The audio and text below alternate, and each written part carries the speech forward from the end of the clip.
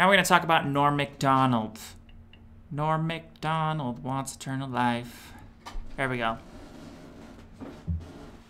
He said, that's my goal in life, is not to die. I must say, that's an excellent goal. Okay? Excellent goal. Alright. That is my goal, too, is not to die. Dying is the worst thing ever. Let's see here. Here he had to say, he was talking about eternal life here. Watch this. This guy is smart. I love Norm Macdonald. He's one of my favorite comedians. And this is why.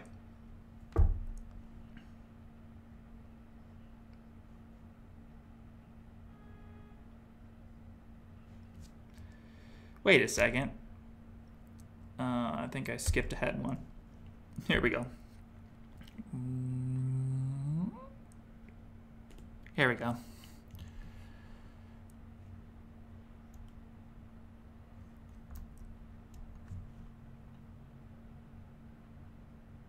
No, it's other scientists, the correct scientists. I'm all for science. Okay, good. Because I want them to make things that'll make me live longer and stuff, you know.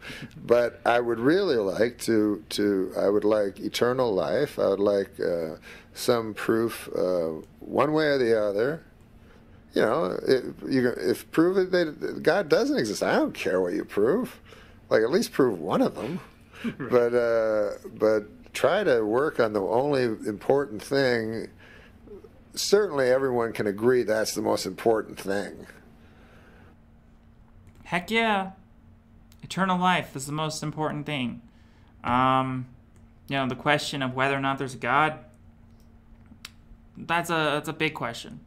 I mean, I was raised believing in God. And somewhere along the line, I lost my faith, and that wasn't my choice. I didn't choose to lose my faith. I just did, for whatever reason. And if someone could ever provide evidence to me that there's a God, I would be right there. I would want there to be a God. I would want that to be true. And I have no problem living my life as though there could be a God. Okay, there was a quote by Christopher Reeves, and Christopher Reeves said, I don't believe in the Lord, but I live my life as though he were watching. That's how I live my life. I don't believe in God, but I try to live my life as though there could be a hypothetical God that is watching me and judging me. I do that as a safety precaution, as an act of humility to say, I don't know for sure. God has not been proven that he exists, and it hasn't been proven that he doesn't exist. So I try to remain in an agnostic, with an agnostic attitude. And I think that is smart. I think that is very smart. And you would be acting, you know, as though, yes, everything you do might be judged, and I do that. I try to do that. So when Christians and everything, when they say I'm going to hell, you know, because I don't believe, I respond and I say, what kind of an evil God would send me to hell just based upon my lack of belief? As if that's a good reason to send me to hell. As if that's a good reason to reject me from salvation is just because I don't believe. Is that fair? Does that make any sense? Considering I don't even choose what I believe. I didn't choose to not believe. It's just, it was, if my, I just had stopped having faith one day, and that's not my choice. No, it's not my choice. So all I can do as a person who wanted to prepare for the hypothetical God is just be the best person I can be. You know, if I'm trying to be if I'm being practically perfect, like Mary Poppins, like Tinkerbell, what more can a hypothetical God ask from me? That's my attitude with God. It's like, all I can do is choose my behaviors. I can't decide to believe in God, so that's all I can do. Anyways, let's go on to the next one. Now, here Norm Macdonald said something else very smart. What did he say?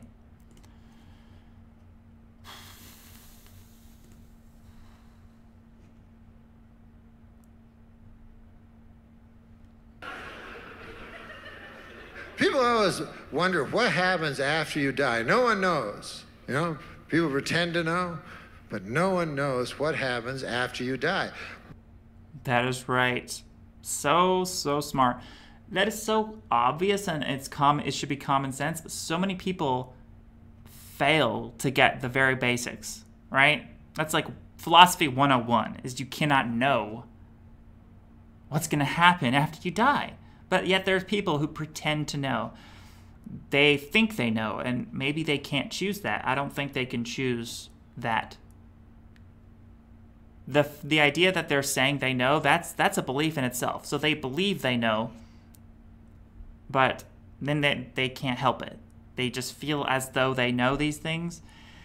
But me, as an outsider, who I'm like, no, how can you possibly know that? It just seems odd to me, but it's hard to judge people too much for that, because that's how they legitimately feel. They feel as if they know there's a afterlife or something. I don't know how they can possibly know that, but it's a little bit odd. Anyways, I think most people are kind of pretending to know, and I think it's silly. Just admit you don't know. If you can, admit you don't know what's going to happen after you die. Therefore, try to live forever physically, because this physical world right here is the only life we know for sure exists. I'm a physicalist. I'm a materialist. I think that the world is all physical, and I don't believe in any soul. I don't believe in anything like that. But I could be wrong. I want to be wrong. Please help me prove that I'm wrong. I would want there to be a soul. I'd want there to be I want all that to be true, but I don't see any evidence for it. So, Norm Macdonald on death and dying, okay? I will put this link in the description. I can't put this in my presentation because YouTube will copyright it, but it's a very excellent skit that Norm Macdonald did, okay? So check that out. It was awesome. He was talking about he wants scientists to make him live forever, and it's like, he's a total eternal life fan. I've never seen any other comedian that's so much more into living forever than Norm Macdonald. So link for that is in the description. So Norm Macdonald, now he's going to judge Stephen Hawking, okay? So Stephen Hawking said this. Wait a second. Oh, I skipped something. So Norm Macdonald is judging Stephen Hawking here. What does he say?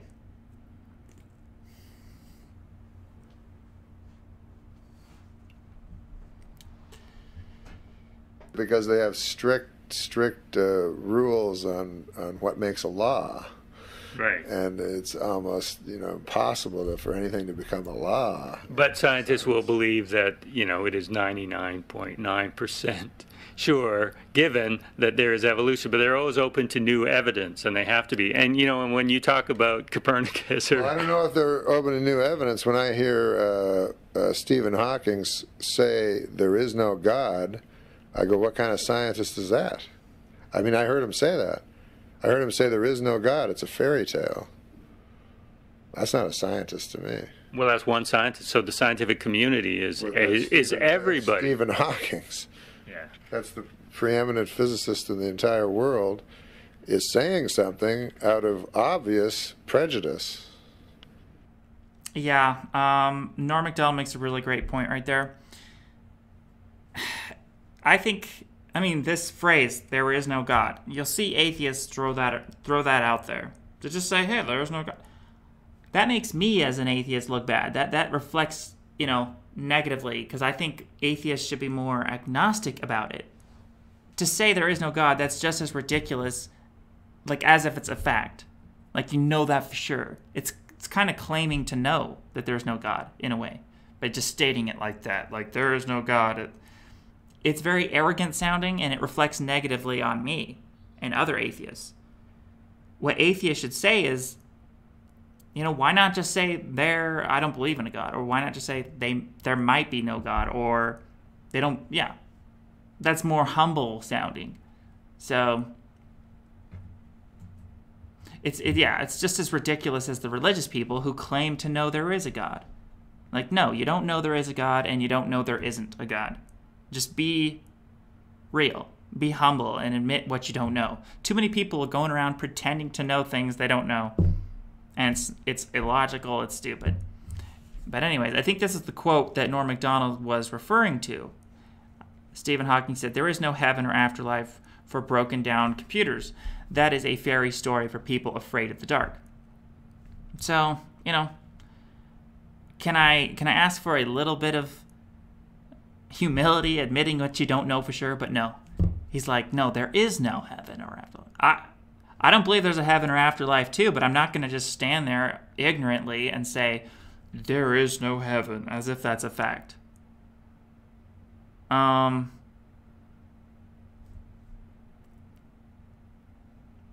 Stay open, because you're making yourself sound arrogant. Yeah. No one can prove one way or another what happens after you die. So just be, he sounds so sure of himself. He sounds arrogant. I don't like that attitude. It's stupid. I do think a heaven and an afterlife is completely based on wishful thinking, so I agree with the sentiment of this quote here, that it's a fairy story for people who are afraid of death.